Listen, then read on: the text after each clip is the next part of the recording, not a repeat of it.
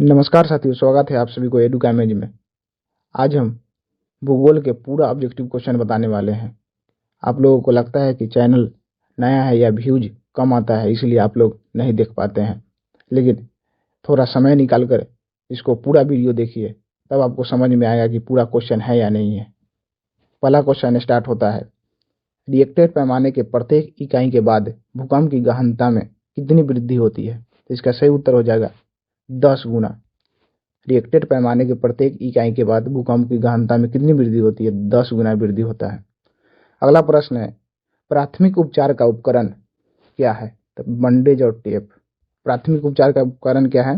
Bandage और tape. अगला प्रश्न है, आसवान बांध किस नदी पर बना है? आसवान बांध किस नदी पर बना है? तो इसका उत्तर हो जाएगा नील नदी। क्या हो जाएगा? नील नदी। अगला प्रश्न है, रिएक्टर पैमाने का उपयोग किस आपदा में होता है? तो भूकंप। तो भूकंप आता है तो रिएक्टर पैमाने का उपयोग होता है। अगला प्रश्न है, कौन सी नदी को बंगाल का शोक के नाम से जानी जाती है? कौन सी नदी बंगाल की शोक के नाम से जानी जाती है? इसका उत्तर हो जाएगा दामोदर नदी। दामोदर नदी को बंगाल का शोक के नाम से जाना जाता है। अगला प्रश्न है, महासागर के तल में कंपन को कहते हैं? ये बहुत इंपॉर्टेंट क्वेश्चन है। महासागर के तल में कंपन को कहते हैं तो सुनामी कहते हैं। क्या कहते हैं? सुनामी। अगला प्रश्न है, प्राकृतिक संसाधनों के संरक्षण के लिए 1968 में कौन सा कन्वेंशन हुआ? तो अफ्रीकी कन्वेंशन हुआ। क्या हुआ? अफ्रीकी कन्वेंशन। प्राकृतिक संसाधनों के संरक्षण के लिए 1968 में कौन सा कन्वेंशन हुआ? तो अफ्रीकी कन्वेंशन। अगला क्वेश्चन है, कौन अनवीकरणीय संसाधन है? इसका उत्तर हो जाएगा जीवाश्म ईंधन, कोयला, पेट्रोल, प्राकृतिक गैस। कोई भी पूछ सकता है आपको कि कौन सा अनवीकरणीय संसाधन है। याद कर लिए, जीवाश्म ईंधन है, कोयला है, पेट्रोल है और प्राकृतिक गैस है। प्रथम पृथ्वी सम्मेलन कहाँ आयोजित हुआ? प्रथम पृथ्वी सम्मेलन कहाँ आयोजित हुआ? तो रियो डी जेनेरियो, जो ब्राजील में पड़ता है। रियो डी जेनेरियो ब्राजील में पड़ता है। कौन सा राज्य चक्रवाती तूफान से सर्वाधिक प्रभावित है? तो उड़ीसा। चक्रवाती तूफान से सर्वाधिक प्रभावित राज्य कौन है? तो उड़ीसा। अगला प्रश्न है, कौन अजैविक संसाधन है? तो मिट्टी और हवा। कौन अजैविक संसाधन है? मिट्टी और हवा। अजैविक संसाधन क्या होता है? तो जो निर्जीव से बना होता है। जो भी निर्जीव है सब अजैविक संसाधन है। तो जो भी निर्जीव आ जाएगा सब क्या हो जाएगा? अजैविक संसाधन। अगला प्रश्न है, मेघा पाटकर ने नर्मदा बचाओ अभियान कहाँ चलाया? तो उत्तर प्रदेश में। कहाँ चलाया? उत्तर प्रदेश में चलाया। तो ऐसा पूछ सकता है, नर्मदा बचाओ अभियान किसने चलाया था? मेघा पाटकर। किस राज्य से चलाया? तो उत्तर प्रदेश से शुरुआत किया। अगला क्वेश्चन है, सुंदरलाल बहुगुणा ने चिपको आंदोलन कहाँ चलाया? तो उत्तराखंड में चलाया। चमोली जिला, उत्तराखंड। कब? तो 1973 में। ऐसे पूछ सकता है, चिपको आंदोलन किससे संबंधित है? तो हम अगर उत्तर आएगा सुंदरलाल बहुगुणा तो सुंदरलाल बहुगुणा मार देंगे। अगर पूछा जाएगा राज्य तो उत्तराखंड। कब? तो 1973 में। अगला प्रश्न है, काली मिट्टी उपयुक्त है किसके लिए? खेती के लिए। कपास की खेती के लिए। काली मिट्टी किसके लिए उपयुक्त है? कपास की खेती के लिए। ये बहुत इंपॉर्टेंट क्वेश्चन है। अगला प्रश्न है, काली मृदा का दूसरा नाम क्या है? तो रेगुर मृदा। काली मृदा का दूसरा नाम क्या है? रेगुर मृदा। अगला प्रश्न है, मरुस्थलीय मृदा किस राज्य में पाई जाती है? मरुस्थलीय मृदा जो सूखा सूखा मृदा होता है, जो धूल का मारे उड़ता है, तो ये राजस्थान में, जहाँ पे बारिश कम होता है। मरुस्थलीय मृदा किस राज्य में पाई जाती है? तो राजस्थान में। अगला प्रश्न है, पंजाब में भूमि निम्नीकरण का मुख्य कारण क्या है? अधिक सिंचाई। क्या हो जाएगा? अधिक सिंचाई। भूमि निम्नीकरण का मुख्य कारण पंजाब में क्या है? अधिक सिंचाई। पुरानी जलोढ़ मिट्टी को बांगर बोलते हैं। क्या बोलते हैं? बांगर। नई जलोढ़ मिट्टी को खादर बोलते हैं। क्या बोलते हैं? खादर बोलते हैं। अगला प्रश्न है, मृदा निर्माण का कारक है। मृदा निर्माण का कारक है तो जलवायु हो जाएगा, वनस्पति हो जाएगा, चट्टान हो जाएगा। मृदा निर्माण का कारक जलवायु, वनस्पति और चट्टान। काली मिट्टी कहाँ पाई जाती है? तो महाराष्ट्र में पाई जाती है। काली मिट्टी कहाँ पाई जाती है? तो महाराष्ट्र में। अगला प्रश्न है, नवीन जलोढ़ मृदा कहाँ पाया जाता है? नवीन जलोढ़ मृदा को कहा जाता है, अभी तुरंत कहा है ना, खादर बोला जाता है। क्या बोला जाता है? खादर। कौन सा मिट्टी कृषि के लिए प्रसिद्ध है? तो जलोढ़ मिट्टी। कौन सी मिट्टी कृषि के लिए प्रसिद्ध है? तो जलोढ़ मिट्टी। अगला प्रश्न है, मृदा को अपने स्थान से विविध स्थान पर स्थानांतरित होने की क्रिया को क्या कहते हैं? तब भूक्षरण कहते हैं। ये 2 नंबर में भी पूछ सकता है, भूक्षरण क्या होता है। तो इसका क्या उत्तर हो जाएगा, मृदा को अपने स्थान से विविध स्थान पर स्थानांतरित होने की क्रिया को कहते हैं। क्या कहते हैं, भूक्षरण कहते हैं।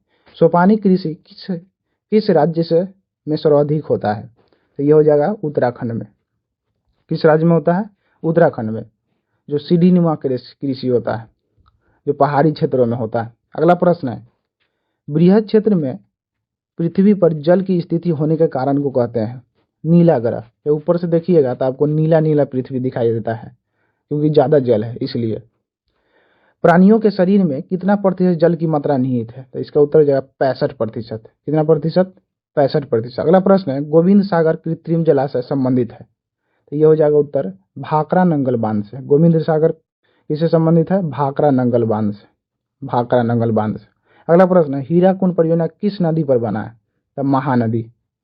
विश्व का सबसे लंबा बांध है हीराकुंड परियोजना महानदी पर। अगला प्रश्न है, भारत में सबसे बड़ा मानव निर्मित जलाशय है, तो गोविंद बल्लभ पंत सागर।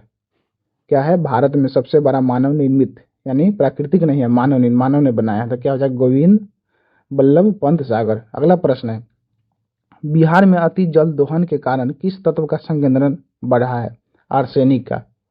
किस तत्व का, आर्सेनिक का। अगला प्रश्न है, देश में सर्वाधिक वर्षा कहाँ होती है, तो ये मानसीराव।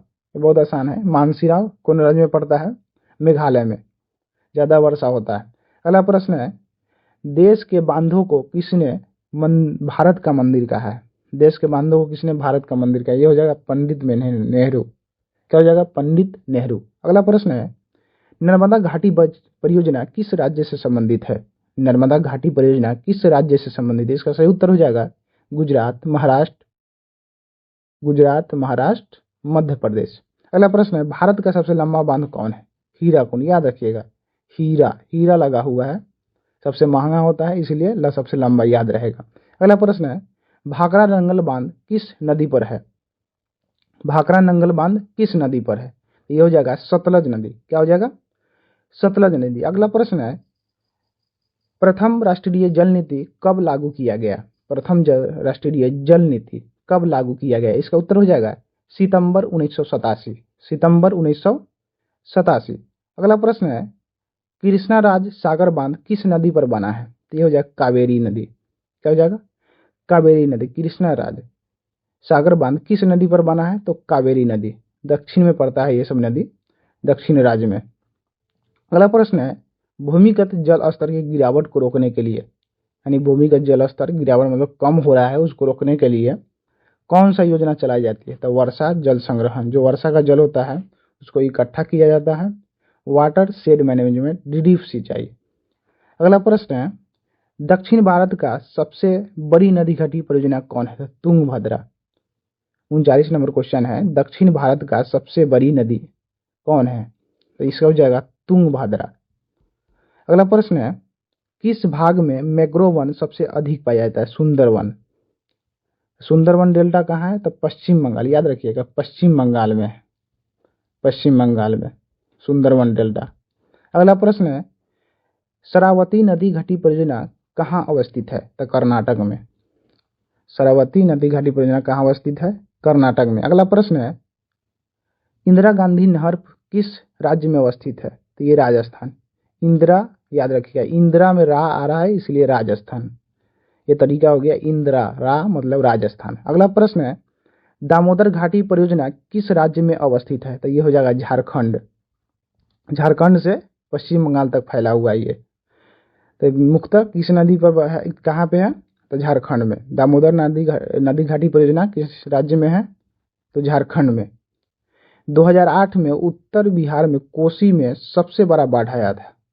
2008 में उत्तर बिहार के कोसी में सबसे बड़ा बाढ़ आया था। तरुण भारत संघ के बारे में बता देते हैं। ये जो है 1975 में आया था राजस्थान में, और राजेंद्र सिंह ने तरुण भारत संघ बनाया था। अगला प्रश्न है, भारत की पहली एवं प्राचीन नदी घाटी परियोजना बिहार के पहली और प्राचीन नदी घाटी परियोजना, तो ये सोन नदी घाटी परियोजना है। अगला प्रश्न है, गुजरात में बांध के विरोध में कौन सा आंदोलन हुआ? इसके पहले भी बताएं, गुजरात के बांध के विरोध में कौन सा आंदोलन हुआ? नर्मदा बचाओ आंदोलन। किसने किया? तो मेघा पाटेकर। कब? तो 1973 में। अगला प्रश्न है, अगला प्रश्न है, एक एनजीओ की वानिकी रिपोर्ट के अनुसार 1948 में विश्व कितने हेक्टेयर भूमि पर वन का विस्तार है? तो 400 हेक्टेयर, 400 करोड़ हेक्टेयर पर वन का विस्तार है। अगला प्रश्न है, संविधान की धारा 21 का संबंध है? तो वन्य जीव और प्राकृतिक संसाधनों के संरक्षण से। अगला प्रश्न है, भारत का कान्हा राष्ट्रीय पार्क प्रसिद्ध है? तो बाघ के लिए। किसके लिए? बाघ के लिए। कान्हा राष्ट्रीय पार्क किसके लिए प्रसिद्ध है? तो बाघ के लिए। अगला प्रश्न है, भारत का राष्ट्रीय पक्षी क्या है? बहुत आसान है, मोर। भारत का राष्ट्रीय पक्षी क्या है? मोर। अगला प्रश्न है, सुंदरवन डेल्टा किस राज्य में है? तो पश्चिम बंगाल में। सुंदरवन डेल्टा किस राज्य में है? पश्चिम बंगाल में, जहां पर सबसे ज्यादा मैंग्रोव वन पाया जाता है। अगला प्रश्न है, निम्न में से कौन सा जलीय जीव सिर्फ भारत में पाया जाता है? तो ये डॉल्फिन। भारत का राष्ट्रीय जलीय जीव भी है डॉल्फिन। अगला प्रश्न है, वन संरक्षण और प्रबंधन की दृष्टि से वनों को कितने वर्गों में वर्गीकृत किया गया है? तो 3 वर्गों में। वन संरक्षण और प्रबंधन की दृष्टि से वनों को कितने वर्गों में वर्गीकृत किया गया है? 3 वर्गों में। अगला प्रश्न है, गिर राष्ट्रीय उद्यान कहाँ है? इसको याद रखने का तरीका है, गौ से गिर या गौ से गुजरात। याद रखिएगा, गौ से गिर और गौ से गुजरात, यानी गिर राष्ट्रीय उद्यान गुजरात में है। अगला प्रश्न है, नंदा देवी राष्ट्रीय उद्यान कहाँ है? नंदा देवी राष्ट्रीय उद्यान कहाँ है? तो इसका उत्तर हो जाएगा उत्तराखंड में। क्या हो जाएगा? उत्तराखंड में। अगला प्रश्न है, आयुर्वेद की जनक चरक को कहते हैं? किसको कहते हैं? चरक को कहते हैं। अगला प्रश्न है, बाघ परियोजना की शुरुआत कब हुई? तो 1 अप्रैल 1973 को। बाघ परियोजना की शुरुआत 1 अप्रैल 1973 को। अगला प्रश्न है, काजीरंगा राष्ट्रीय उद्यान कहाँ है? काजीरंगा, यह हो जाएगा असम में।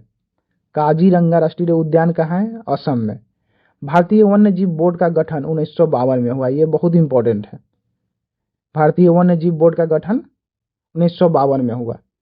अगला प्रश्न है, टेक्सॉल का उपयोग होता है? तो टेक्सॉल का उपयोग कैंसर में होता है। किसमें होता है? कैंसर में। जिम कॉर्बेट नेशनल पार्क कहाँ स्थित है? तो उत्तराखंड में। ये बहुत इंपॉर्टेंट है, ये भी इंपॉर्टेंट है। जिम कॉर्बेट नेशनल पार्क कहाँ स्थित है? उत्तराखंड में। ये वीडियो है पूरा, एकदम पूरा आपका एक एक क्वेश्चन क्लियर हो जाएगा इसमें, देखिएगा तब पूरा। अगला क्वेश्चन है, भारत का सबसे छोटा जैव मंडल रिजर्व कौन सा है? तो डिब्रू सैखोवा। डिब्रू सैखोवा भारत का सबसे छोटा जैव मंडल रिजर्व, डिब्रू सैखोवा। कुनेन का उपयोग होता है? तो कुनेन का उपयोग मलेरिया में होता है। टैक्सोल का उपयोग कैंसर में। याद रखिएगा, टैक्सोल का कैंसर में, कुनेन का मलेरिया में। अगला प्रश्न है, सिमलीपाल राष्ट्रीय उद्यान कहाँ है? सिमलीपाल, ये उड़ीसा में है। सिमलीपाल राष्ट्रीय उद्यान उड़ीसा में। अगला प्रश्न है, भारत का कितना प्रतिशत भाग वनों से ढका है? तो इसका उत्तर हो जाएगा 24.62%, 24.62%। अगला प्रश्न है, रोहिला राष्ट्रीय उद्यान कहाँ है? इसका उत्तर हो जाएगा हिमाचल प्रदेश। क्या हो जाएगा? हिमाचल प्रदेश। अगला प्रश्न है, वनों के विस्तार में विश्व का पहला देश कौन है? वनों के विस्तार में विश्व का पहला देश कौन है? तो इसका हो जाएगा ब्राजील। ब्राजील सबसे पहला देश है जिसमें वन का विस्तार सबसे अधिक है। अगला प्रश्न है, वनों के विस्तार में भारत का पहला राज्य कौन है? तो ये मध्य प्रदेश। याद रखिएगा, मध्य प्रदेश में सबसे ज्यादा वन है। अगला है red data book. Red data book क्या है? तो रेड डाटा बुक क्या है? ये 2 नंबर में पूछ सकता है रेड डाटा बुक। याद रखिएगा, botanical survey of India Kolkata में है और वन अनुसंधान जो देहरादून में है, इसके द्वारा एक सूची बनाया जाता है जो लुप्त हो चुका है पक्षी और जो लुप्त होने वाला पशु पक्षी है उसके बारे में बताया जाता है इस डाटा के माध्यम से। अगला प्रश्न है, सरिस्का वन्य जीव पशु विहार कहाँ है? सरिस्का वन्य जीव पशु विहार राजस्थान में है। कहाँ पे है? राजस्थान में। अगला प्रश्न है, मानस टाइगर रिजर्व, मानस टाइगर रिजर्व। म न स यानी म स दोनों है इसलिए असम, याद रखिएगा, ट्रिक है। सम इसमें भी है, मानस में भी सम है, असम। पेरियार टाइगर रिजर्व केरल में, क्या है? पेरियार टाइगर रिजर्व केरल में। अगला प्रश्न है बिहार में वन का विस्तार, तो 7.84 है। बिहार में वन का विस्तार 7.84। अगला प्रश्न है मार्फिन का उपयोग किसमें होता है? तो दर्द निवारक में, दर्द निवारक में होता है। अभी टेक्सोल का किसमें बताए हैं? कैंसर में। कुनेन का किसमें बताए हैं? तो इसका किसमें बताए हैं? कमेंट में बताइएगा। अगला प्रश्न है अरावली और बंगाल एवं उड़ीसा के बीच के क्षेत्र गंगा मैदान का क्षेत्र कहलाता है। ये इसी में है कि अरावली और बंगाल एवं उड़ीसा के बीच का क्षेत्र गंगा मैदान का क्षेत्र कहलाता है। अगला प्रश्न है वन्य जीव सुरक्षा अधिनियम कब आया? तो 1952 में। कब आया? 1952 में। अगला प्रश्न है चिपको आंदोलन, इसके पहले भी पढ़े। चिपको आंदोलन 1973 में उत्तराखंड के टेहरी गढ़वाल चमोली जिला में सुंदरलाल बहुगुणा के नेतृत्व में चिपको आंदोलन की शुरुआत हुआ था। अगला प्रश्न है अफ्रीकी कन्वेंशन, पिछले भी पढ़े। अफ्रीकी कन्वेंशन 1968 में प्राकृतिक संसाधन संरक्षण हेतु यह कन्वेंशन हुआ था। अगला प्रश्न है विश्व आर्द्रभूमि दिवस कब मनाया जाता है? तो ये 2 फरवरी को मनाया जाता है। विश्व आर्द्रभूमि दिवस 2 फरवरी को मनाया जाता है। अगला प्रश्न शुरुआत होता है आप लोगों का विश्व प्राकृतिक एवं रक्षा अधिनियम कब आया? तो ये 1972 में आया। विश्व प्राकृतिक और रक्षा अधिनियम 1972 में आया। अगला प्रश्न है 1 टन इस्पात बनाने में कितना मैग्नीज का उपयोग होता है? 10 केजी मैग्नीज का उपयोग होता है। 1 टन इस्पात बनाने में 10 केजी मैग्नीज का उपयोग होता है। अगला प्रश्न है भारत में किस खनिज का अभाव है? तो इसका उत्तर हो जाएगा लेड। लेड खनिज का अभाव है भारत में, याद रखिएगा। अगला प्रश्न है पीतल बनाया जाता है तांबा और जस्ता के मिश्रण को। तांबा और जस्ता के मिश्रण दोनों से, तांबा और जस्ता, जाता लिखा गया है, जस्ता होगा, जस्ता के मिश्रण को। कोयला क्या है? अनवीकरणीय संसाधन है। कोयला क्या है? अनवीकरणीय। अनवीकरणीय कौन कौन बताया अभी आपको थोड़ा देर पहले? जीवाश्म हो जाएगा, कोयला हो जाएगा, पेट्रोलियम हो जाएगा और प्राकृतिक गैस हो जाएगा। ध्यान पूर्वक आप लोग पूरा वीडियो देखिएगा, पूरा क्वेश्चन क्लियर हो जाएगा इसमें भूगोल का। अगला प्रश्न है खनिजों में कोडरामा किससे संबंधित है? तो अभ्रक से संबंधित है। खनिजों में कोडरामा किससे संबंधित है? अभ्रक से संबंधित। अगला प्रश्न है लौह अयस्क है, क्या है? अनवीकरणीय संसाधन है। लौह अयस्क क्या है? अनवीकरणीय संसाधन। लौह युक्त खनिज का उदाहरण हेमेटाइट, मैग्नेटाइट, लिग्नाइट, तीनों हो जाएगा ऑप्शन में। जब तीनों रहे और इनमें से सभी रहे तो इनमें से सभी मारिएगा, haematite, magnetite, lignite. Haematite, magnetite, lignite लौह अयस्क का, लौह युक्त खनिज का उदाहरण है। अगला प्रश्न है किस खनिज को उद्योगों की जननी कहा जाता है? तो लोहा को कहा जाता है। किस खनिज को उद्योगों का जननी कहा जाता है? लोहा को कहा जाता है। अगला प्रश्न है बॉक्साइट का सबसे बड़ा उत्पादक राज्य कौन है? तो उड़ीसा हो जाएगा। बॉक्साइट का सबसे बड़ा उत्पादक राज्य कौन है? उड़ीसा। अगला प्रश्न है कार्बनिक खनिज है, तो कोयला है। कार्बनिक खनिज कौन है? कोयला है। अगला प्रश्न है भारत का सबसे बड़ा लौह अयस्क उत्पादक राज्य कौन है? उड़ीसा। बॉक्साइट में भी उड़ीसा, लौह अयस्क में भी उड़ीसा। एल्यूमिनियम बनाने के लिए किस खनिज की आवश्यकता पड़ती है? एल्यूमिनियम बनाने के लिए ये उत्तर गलत है, इस खनिज की आवश्यकता पड़ती है। अगला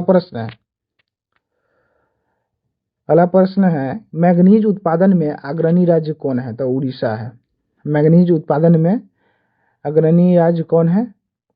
उड़ीसा। अगला प्रश्न है भारत किस खनिज के उत्पादन में विश्व में अग्रणी है?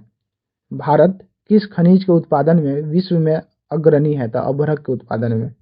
किसके उत्पादन में? अभ्रक के उत्पादन में। अगला प्रश्न है भारत का अभ्रक राजधानी इसको कहते हैं? कोडरमा को कहते हैं। भारत का अभ्रक राजधानी कोडरमा को कहते हैं। अगला प्रश्न है भारत का सर्वप्रथम तेल शोधक कारखाना दिग्बोई में खोला गया था, जो असम में है, 1901 ईस्वी में। 3 दिन प्रश्न क्लियर हो रहा है आप लोगों का। भारत का प्रथम तेल शोधक कारखाना कहाँ खोला गया? डिगबोई में। डिगबोई कहाँ है? असम में। कब खोला गया? तो 1901 में। अगला प्रश्न है, बरौनी तेल शोधक कारखाना 1964 में खोला गया था। किस देश के सहयोग से? रूस के सहयोग से। अगला प्रश्न है, प्राकृतिक गैस में विश्व पहला देश, प्राकृतिक गैस में विश्व का पहला देश कौन है? रूस है। प्राकृतिक गैस में विश्व का पहला देश रूस। भारत का स्थान 18वां है। अगला प्रश्न है, प्रथम जल विद्युत संयंत्र कब? प्रथम जल विद्युत संयंत्र कब? 1897 में खोला गया था। कहाँ? तो दार्जिलिंग में। अगला प्रश्न है, दक्षिण भारत का सबसे बड़ी नदी घाटी परियोजना, पीछे भी आया है, तुंगभद्रा। दक्षिण भारत का सबसे बड़ी नदी घाटी परियोजना क्या है? तुंगभद्रा। हीराकुंड परियोजना महानदी पर है। कहाँ है? उड़ीसा में। विश्व का सबसे लंबा बांध। अगला प्रश्न है, भारत का सबसे बड़ी नदी घाटी परियोजना, सबसे बड़ी, लंबा सबसे हो जाएगा हीराकुंड परियोजना, और सबसे बड़ी तो भाखड़ा नंगल बांध, भाखड़ा नंगल परियोजना किस नदी पर है? तो सतलज नदी पर। किस नदी पर है? सतलज नदी पर है। अगला प्रश्न है, भारत में सबसे पुराना तेल भंडार कहाँ है? तो डिगबोई। कहाँ है? डिगबोई। अगला प्रश्न है, झारखंड के झरिया क्षेत्र में मुख्यतः क्या पाया जाता है? तो कोयला पाया जाता है। झारखंड के झरिया क्षेत्र में क्या पाया जाता है? कोयला पाया जाता है। अगला प्रश्न है, यूरेनियम का प्रमुख उत्पादक केंद्र है, यूरेनियम का प्रमुख उत्पादन केंद्र है क्या है? जादूगोड़ा, झारखंड में जो पड़ता है। जादूगोड़ा में सबसे ज्यादा यूरेनियम उत्पादक होता है जो झारखंड में है। अगला प्रश्न है, भारत में कोयले का सर्वप्रमुख उत्पादक राज्य कौन है? तो झारखंड में। अभी ना पढ़े, कोयला झरिया क्षेत्र में मुख्यतः पाया जाता है झारखंड में। हीराकुंड बांध कहाँ है? उड़ीसा में। देख रहे हैं, उड़ीसा में। अगला प्रश्न है, तारापुर परमाणु ऊर्जा केंद्र कहाँ है? तो ये महाराष्ट्र में है। तारापुर परमाणु ऊर्जा केंद्र महाराष्ट्र में। सबसे घटिया कोयला यानी निम्न कोटि के कोयला इसको बोलते हैं तो पीट है जो है। सबसे उच्च कोटि के कोयला तो एंथ्रासाइट। अब भारत में सबसे अधिक कोयला कौन पाया जाता है? तो बिटुमिनस, याद रखिएगा। अगला प्रश्न है, एशिया का सबसे बड़ा परमाणु शक्ति केंद्र कहाँ है? तो तारापुर, जो महाराष्ट्र में पड़ता है। सर्वोत्तम किस्म का कोयला अभी बताए ना, एंथ्रासाइट। अगला प्रश्न है, मणिकरण भूतापीय ऊर्जा संयंत्र किस राज्य में अवस्थित है? इसका सही उत्तर हो जाएगा हिमाचल प्रदेश में। किस राज्य में है? हिमाचल प्रदेश में। जल्दी जल्दी क्वेश्चन क्लियर करते हैं। भारत में मुख्यतः किस प्रकार का कोयला पाया जाता है? तो बिटुमिनस। ठीक है। अगला प्रश्न है, प्राचीनतम कोयला का खान कौन है? तो रानीगंज। याद रखिएगा, प्राचीनतम कोयला का खान कौन है भारत में? तो रानीगंज। अगला प्रश्न है, भारत के किस स्थान पर पहला परमाणु संयंत्र केंद्र खोला गया था? तारापुर में। पहली बार यहीं पे खोला गया तारापुर में। अगला प्रश्न है, प्राकृतिक गैस किस खनिज के साथ पाया जाता है? तो पेट्रोलियम के साथ। प्राकृतिक गैस किस खनिज के साथ पाया जाता है? तो पेट्रोलियम। अगला जीवाश्म ईंधन कौन कौन है? तो कोयला है, पेट्रोलियम है, प्राकृतिक गैस है। अगला प्रश्न है, भारत का पहला स्वदेशी प्रयास से बना परमाणु विद्युत केंद्र है? कथी है? कलपक्कम परमाणु विद्युत केंद्र। कलपक्कम परमाणु विद्युत केंद्र। अगला प्रश्न है, भारत के किस राज्य में सौर ऊर्जा की सर्वाधिक संभावना है? राजस्थान है। क्या हो जाएगा? राजस्थान। अगला प्रश्न है, खरीफ फसल कौन है? खरीफ फसल यानी वर्षा के दिनों में यह फसल उपजाया जाता है जिसको हम खरीफ फसल कहते हैं, जो जून जुलाई में। खरीफ फसल कब होता है? जून जुलाई में। चावल, धान, मकई जिसको मक्का बोलते हैं, ज्वार, बाजरा, मूंग। अगला प्रश्न है, चावल किस प्रकार के जलवायु का पौधा है? तो उष्ण आर्द्र, वर्षा भी हो और गर्मी भी हो। दाल किस पौष्टिक अंश का स्रोत है? तो प्रोटीन का स्रोत है। किसका स्रोत है? प्रोटीन का स्रोत है। अगला प्रश्न है, रबी की फसल किस महीने में बोई जाती है? तो अक्टूबर नवंबर में। रबी की फसल किस महीने में बोया जाता है? अक्टूबर नवंबर में। अगला प्रश्न है, सोपानी कृषि किस राज्य में प्रचलित है? उत्तराखंड में। अभी बताया ना, उत्तराखंड में सीढ़ीनुमा खेती होता है पहाड़ी क्षेत्र में। भारत में कितने सार्वजनिक क्षेत्र में तेल परिष्करण क्षेत्र काम कर रहे हैं? तो 18 में। भारत में कितने सार्वजनिक क्षेत्र में के तेल परिष्करण क्षेत्र काम कर रहे हैं? तो 18। अगला प्रश्न है, भारत में प्रथम जल विद्युत संयंत्र की स्थापना कहाँ की गई? तो दार्जिलिंग में। याद रखिएगा, भारत में प्रथम जल विद्युत संयंत्र की स्थापना कहाँ किया गया था? दार्जिलिंग में। पीछे भी बताएं। अगला क्वेश्चन है, कैगा कैगा परमाणु विद्युत गृह गृह किस राज्य में अवस्थित है? तो कर्नाटक में। कैगा कैगा क से कर्नाटक, याद रखिए, कैगा क से कर्नाटक में। अगला है, कलपक्कम परमाणु विद्युत संयंत्र कहाँ है? तो तमिलनाडु में। तमिलनाडु में। अगला प्रश्न है, नहरकटिया तेल क्षेत्र कहाँ अवस्थित है? नहरकटिया नहरकटिया, तो ये असम में। अगला प्रश्न है, ऑपरेशन फ्लड क्या है? ऑपरेशन फ्लड क्या है? तो ये डेयरी विकास से संबंधित है। ऑपरेशन फ्लड डेयरी विकास से संबंधित है। अगला प्रश्न है, भारत के प्रमुख खाद्यान्न फसल क्या है? तो ये धान हो जाएगा। भारत के प्रमुख खाद्यान्न फसल क्या है? तो धान हो जाएगा। अगला प्रश्न है, रबी फसल जो अक्टूबर नवंबर में बोया जाता है, अक्टूबर नवंबर में बोया जाता है रबी, जो ठंडा के दिनों में बोया, गेहूं, चना, जौ, मटर, सरसों, रबी फसल हो जाएगा। रोपण फसल का उदाहरण क्या है? रबर, चाय, गन्ना। आपसे पूछा जाएगा, निम्न में से कौन रोपण फसल का उदाहरण है? तो रबर, चाय, गन्ना, इनमें सभी दे देगा। क्या हम मानेंगे? इनमें सभी, या इसे भी दे देगा, निम्न में से कौन रोपण फसल का उदाहरण नहीं है? तो ये तीनों रहेगा, वो नहीं वाला रहेगा, तो उसमें टिक मारिएगा। अगला प्रश्न है, कौन दलहनी फसल वायुमंडलीय नाइट्रोजन का स्थिरीकरण नहीं करता है? तो राजमा नहीं करता है। राजमा याद रखिएगा, राजमा वायुमंडलीय नाइट्रोजन का स्थिरीकरण नहीं करता है, यानी नाइट्रोजन जो ऊपर पहुंचता है राजमा नहीं पहुंचाता है। अगला प्रश्न है, भारत में बफर स्टॉक कौन बनाता है? तो भारतीय खाद्य निगम। भारत में बफर स्टॉक कौन बनाता है? तो भारतीय खाद्य निगम। कौन भारत में सर्वाधिक चाय निर्यातक पतन है? तो कोलकाता। क्या हो जाएगा आंसर? कोलकाता। ओस प्रकार है, तो धान का प्रकार है। ओस किसका प्रकार है? धान का। दक्षिण भारत में सर्वाधिक गन्ना उत्पादक राज्य कौन है? तो ये हो जाएगा तमिलनाडु। क्या हो जाएगा? तमिलनाडु। गन्ना का उत्पादक राज्य दक्षिण भारत में कौन है? तो तमिलनाडु। अब भारत में सर्वाधिक किस राज्य में गन्ना होता है? तो याद रखिएगा, उत्तर प्रदेश में होता है, उत्तर प्रदेश में। अगला प्रश्न है, प्रथम पृथ्वी सम्मेलन कब आयोजित हुआ? पीछे भी बताएं, 1992 में हुआ था, रियो डी जेनेरो ब्राजील में हुआ था। अगला प्रश्न है, ऑपरेशन फ्लड। अगला प्रश्न है, द्वितीय पृथ्वी सम्मेलन प्रथम 1992 में रियो डे जेनेरो ब्राजील में हुआ था। दूसरा 1997 में कहाँ हुआ था? न्यूयॉर्क में। अगला प्रश्न है, तृतीय पृथ्वी सम्मेलन, तो ये सितंबर 2002 में हुआ था। कहाँ हुआ था? जोहान्सबर्ग में। क्योटो सम्मेलन 1997 में हुआ था। कहाँ हुआ था? तो जापान में। ग्लोबल वार्मिंग से संबंधित ये क्योटो सम्मेलन हुआ था। अगला प्रश्न है, जायद फसल क्या है? जायद यानी जो गर्मी के दिनों में उपजाया जाता है, मार्च अप्रैल में रोपाया जाता है। तो खीरा हो जाएगा, ककड़ी हो जाएगा, कद्दू हो जाएगा, नेनुआ हो जाएगा, भिंडी हो जाएगा, खरबूज हो जाएगा। अगला प्रश्न है, नेपा नगर प्रसिद्ध है। नेपा नगर क्यों प्रसिद्ध है? तो ये अखबारी कागज के लिए, अखबार के कागज के लिए नेपा नगर प्रसिद्ध है। अगला क्वेश्चन है, भारत का प्रथम लौह इस्पात उत्पादक उद्योग कौन है? टाटा लौह और इस्पात कंपनी।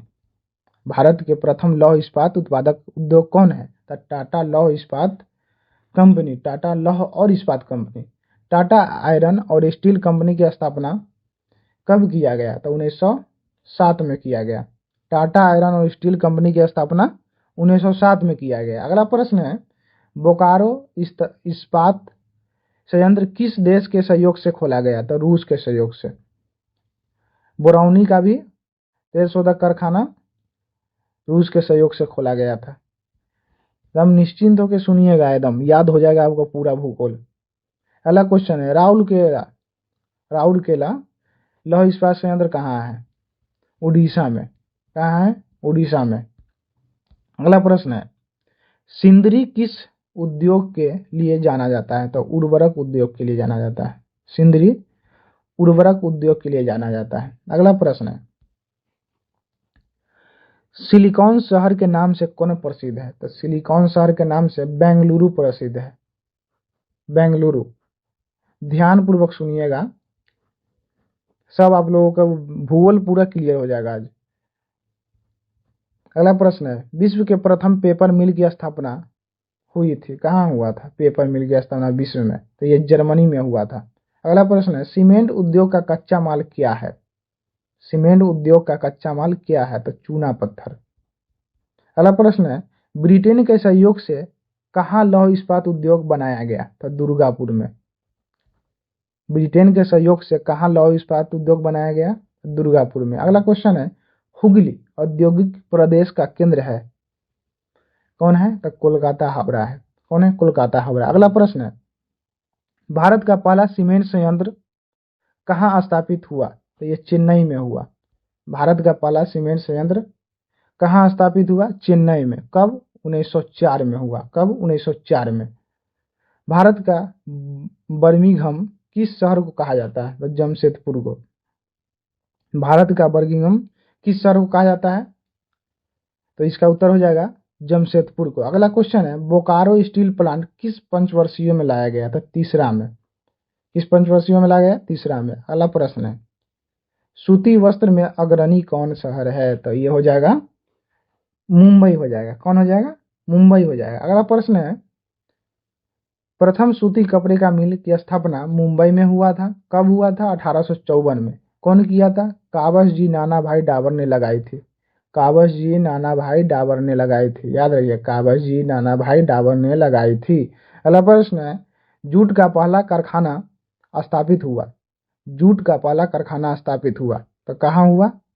कोलकाता में, 1855 में हुआ।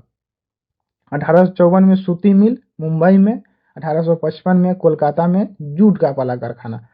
पश्मीना कश्मीरी ऊन शॉल है जो बहुत गर्मी देता है। अगला प्रश्न है, बहुत महंगा भी होता है, पश्मीना शॉल जो होता है बहुत महंगा होता है। अगला प्रश्न है, कृत्रिम वस्त्र, याद रखिए कृत्रिम वस्त्र जो मानव ने बनाया है, ये सब वस्त्र याद रखिए, nylon, polyester, rayon, acrylic, polymer. अगला प्रश्न है, वर्तमान भारत का पहला गन्ना उत्पादक राज्य, ये तो बताए हैं, उत्तर प्रदेश। गन्ना सबसे ज्यादा उत्पादक राज्य कौन है वर्तमान भारत का? तो ये हो जाएगा उत्तर प्रदेश। अगला प्रश्न है, Tata iron and steel company की स्थापना, Tata iron and steel company की स्थापना, ये पीछे भी है, 1907 में झारखंड में जो स्थित है जमशेदपुर में हुआ था। कहाँ हुआ था? जमशेदपुर में हुआ था। अगला प्रश्न है, भारत में पहला उर्वरक संयंत्र की स्थापना, तो ये हो जाएगा 1906 में रानीपेट तमिलनाडु में। भारत में पहला उर्वरक संयंत्र की स्थापना 1906 में हुआ था, रानीपेट तमिलनाडु में। अगला प्रश्न है, भारत विश्व का तीसरा सबसे बड़ा नाइट्रोजन युक्त उर्वरक का उत्पादन करने वाला देश है। नाइट्रोजन युक्त उर्वरक का उत्पादन करने वाला देश भारत विश्व का कैसा है? तीसरा है। अगला प्रश्न है, भारत संसार में गन्ने का सबसे बड़ा उत्पादक देश है। गन्ने का उत्पादक सबसे ज्यादा देश हमारा भारत है। अगला प्रश्न है, तीन पहिया स्कूटरों के निर्माण में भारत संसार का पहला स्थान है। तीन पहिया स्कूटरों के निर्माण में भारत संसार का पहला स्थान है। भोपाल गैस त्रासदी, भयंकर त्रासदी हुआ था, हजारों लोग मर गए थे। ये 3 दिसंबर 1984 को हुआ था। भोपाल गैस त्रासदी कब हुआ? 3 दिसंबर 1984 को हुआ था। बिहार में पहली रेल लाइन किसने? ईस्ट इंडिया रेलवे आया था। पहली rail line east India railway, याद रखिएगा। पक्की सड़कों की लंबाई की दृष्टि से प्रथम स्थान कौन सा राज्य का है? तो ये हो जाएगा महाराष्ट्र का हो जाएगा। अगला प्रश्न है, भारतीय अंतर्राष्ट्रीय जलमार्ग प्राधिकरण का गठन किस वर्ष किया गया? तो 1986 में। भारतीय अंतर्राष्ट्रीय जलमार्ग प्राधिकरण का गठन किस वर्ष किया गया? तो ये हो जाएगा 1986 में। अगला प्रश्न है, परिवहन के साधनों में सबसे सस्ता परिवहन का साधन कौन है? जल है। परिवहन के साधनों में सबसे सस्ता परिवहन का साधन कौन है? तो जल है। अगला प्रश्न है, भारत का सबसे बड़ा बंदरगाह कौन है? तो मुंबई में है। कौन है? मुंबई में। अगला प्रश्न है, सबसे लंबा राष्ट्रीय राजमार्ग, राजमार्ग संख्या 7, सबसे लंबा राष्ट्रीय राजमार्ग, राजमार्ग संख्या 7। अगला प्रश्न है, स्वर्णिम चतुर्भुज किससे संबंधित है? ये बहुत इंपॉर्टेंट है। स्वर्णिम चतुर्भुज किससे संबंधित है? सड़क मार्ग से संबंधित है। पूर्व मध्य रेलवे का मुख्यालय हाजीपुर में है। पूर्व मध्य रेलवे का मुख्यालय कहाँ है? हाजीपुर में है। अगला प्रश्न है, एशिया का प्रथम निर्माण संवर्धन केंद्र कहाँ स्थापित हुआ था? भारत में। निर्यात संवर्धन केंद्र कहाँ स्थापित हुआ? भारत में। भारतीय डाक विभाग की स्थापना कब हुआ? 1854 में। भारतीय डाक विभाग की स्थापना कब हुआ? 1854 में हुआ। अगला प्रश्न है, डेक्कन ओडिसी रेलगाड़ी किस राज्य में चलती है? डेक्कन ओडिसी रेलगाड़ी, ओडिसी से उड़ीसा नहीं समझिएगा, ये महाराष्ट्र में से चलता है। किस राज्य में चलती है? महाराष्ट्र में। अगला प्रश्न है, भारत का सबसे बड़ा रेलवे क्षेत्र कौन है? तो उत्तर रेलवे क्षेत्र। भारत का सबसे बड़ा रेलवे क्षेत्र कौन है? उत्तर रेलवे क्षेत्र। अगला प्रश्न है, राष्ट्रीय जलमार्ग 1 है इलाहाबाद से हल्दिया तक। राष्ट्रीय जलमार्ग 1 है इलाहाबाद से हल्दिया तक। ये भी प्रीवियस ईयर में पूछा हुआ है। अगला प्रश्न है, विश्व का प्राचीनतम परिवहन साधन क्या है? तो जल परिवहन। प्राचीनतम मतलब पुराना, जहाज वहाज नहीं था, लोग जल से, नाव से ज्यादा था एक दूसरे देश। अगला है, मोरमुगाओ बंदरगाह गोवा में है। मोरमुगाओ बंदरगाह गोवा में। अगला है, कांडला विशेष आर्थिक क्षेत्र कहाँ है? तो ये गुजरात में है। कांडला विशेष आर्थिक क्षेत्र कहाँ है? गुजरात में। अगला प्रश्न है, एशिया में सबसे पुराना वर्कशॉप कौन है? एशिया में सबसे पुराना वर्कशॉप कौन है? तो ये हो जाएगा जमालपुर रेलवे वर्कशॉप। क्या हो जाएगा? Jamalpur railway workshop. वायु परिवहन का राष्ट्रीयकरण कब किया गया? इसका सही उत्तर हो जाएगा 1953। 1953 कब किया गया? 1953। वीडियो रोक करके आप लोग पानी भी पी सकते हैं। अगला प्रश्न है, अगला प्रश्न है, ऑल इंडिया रेडियो का नाम बदलकर आकाशवाणी कब किया गया? तो ये 1957 में किया गया। ऑल इंडिया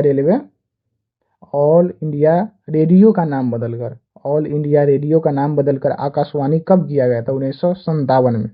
1957 में। अगला प्रश्न है, नेपाल के साथ भारत के किस राज्य के साथ सबसे लंबी सीमा लगती है? तो उत्तर प्रदेश के साथ नेपाल का सबसे लंबी सीमा लगती है। भारत के प्रथम निर्यात संवर्धन क्षेत्र कहाँ स्थापित है? कांडला में। भारत के प्रथम निर्यात संवर्धन क्षेत्र कहाँ स्थापित किया गया था? कांडला में। अगला प्रश्न है, फाल्टा विशेष आर्थिक क्षेत्र कहाँ है? तो पश्चिम बंगाल में। फाल्टा विशेष आर्थिक क्षेत्र कहाँ है? तो पश्चिम बंगाल में। अगला प्रश्न है, सबसे छोटा रेलवे क्षेत्र कौन है? तो उत्तर पूर्वी रेलवे। भारत का सबसे छोटा रेलवे क्षेत्र कौन है? तो उत्तर पूर्वी रेलवे। अगला प्रश्न है, मध्य रेलवे का मुख्यालय मुंबई में है। मध्य रेलवे का मुख्यालय मुंबई में है। अगला प्रश्न है, इन्नौर बंदरगाह कहाँ स्थापित है? इन्नौर बंदरगाह कहाँ स्थापित है? इसका उत्तर है तमिलनाडु में। तमिलनाडु में। अगला प्रश्न है, भारत में रेडियो का प्रसारण किसके द्वारा किया गया? तो radio club of Bombay. Radio club of Bombay. Bharat में रेडियो का प्रसारण किसके द्वारा शुरू किया गया? तो रेडियो क्लब ऑफ बॉम्बे। अगला प्रश्न है, उत्तर प्रदेश रेलवे का मुख्यालय इलाहाबाद में है, जो अभी प्रयागराज हो गया। ऑल इंडिया रेलवे की शुरुआत 1936 में हुआ था। ऑल इंडिया रेलवे की शुरुआत 1936 में हुआ था। अगला प्रश्न है, पक्की सड़कों को सबसे कम लंबाई वाला क्षेत्र लक्षद्वीप है। क्या है? लक्षद्वीप है। भारतीय रेलवे रेल परिवहन का विकास 16 अप्रैल 1853 में हुआ था। बहुत इंपॉर्टेंट है। कब हुआ था? 16 अप्रैल 1853 में। डलहौजी के शासनकाल में हुआ था। मुंबई से थाने के बीच चला था। कई किलोमीटर? 34 किलोमीटर चला था। अगला प्रश्न है, भारतीय विमान निगम का मुख्यालय नई दिल्ली में है। भारतीय विमान निगम का मुख्यालय नई दिल्ली में। अगला प्रश्न है, बिहार में नहरों द्वारा अधिक सिंचाई किस जिले में होता है? तो रोहतास में। रोहतास में बिहार में नहरों द्वारा सिंचाई होता है। अगला प्रश्न है, कवर झील किस जिला में स्थित है? तो बेगूसराय में है। कवर झील किस जिला में स्थित है? तो बेगूसराय में। अगला प्रश्न है, संजय गांधी जैविक उद्यान किस नगर में है? पटना। जो पटना में चिड़ियाघर है, उस चिड़ियाघर का नाम है संजय गांधी जैविक उद्यान। अगला प्रश्न है, कुशेश्वर स्थान किस जिला में अवस्थित है? तो यह दरभंगा में अवस्थित है। कुशेश्वर स्थान किस जिला में अवस्थित है? दरभंगा में अवस्थित है। अगला प्रश्न है, बिहार में किस नदी की उत्पत्ति अमरकंटक से हुई है? तो ये सोन नदी की उत्पत्ति हुआ है। बिहार में किस नदी की उत्पत्ति अमरकंटक से हुई है? सोन नदी। अगला प्रश्न है, बिहार में कौन बाढ़ प्रवण क्षेत्र है? तो उत्तर बिहार। यहाँ पे कोसी का जलस्तर बढ़ता है तो बहुत बड़ा बाढ़ आता है।